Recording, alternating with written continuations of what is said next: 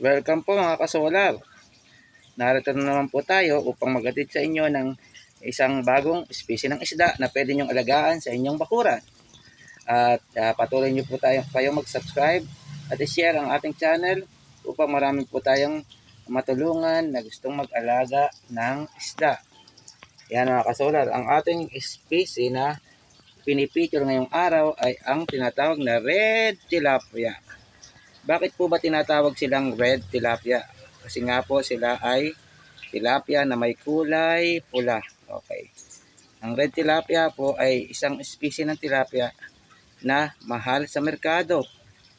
At ito po ay nagkakahalaga ng may kamahalan pagka naitinda na po sa mga restaurant.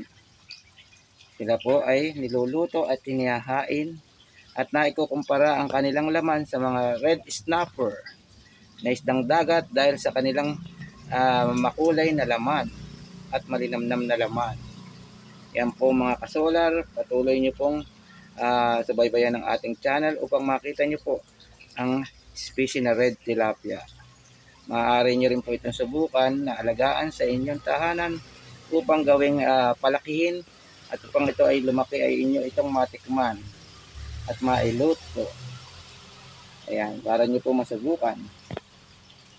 Bukod sa hito at tilapia, maaari nyo pong subukan itong red tilapia. Ayan. Maraming salamat mga ka-channel sa pagsuporta sa ating channel, sa patuloy nyo pong panonood, sa patuloy nyo pong pag-share. At ito pong red tilapia ay isa sa mga napapanahon na pwede nating alagaan, idagdag sa ating mga inaalagaan. Yan po ay sinusuportahan din ng BIPAR at ito ay kanilang inaalagaan at pinapalaki upang pag-aralan at makapagbigay ng ikauunlad sa pangkabuhayan ng ating mga inaalagaang isda sa ating bakuran.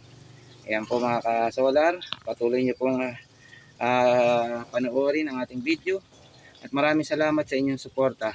Hanggang sa muli, ang red tilapia. Thank you mga ka-solar. Bye bye!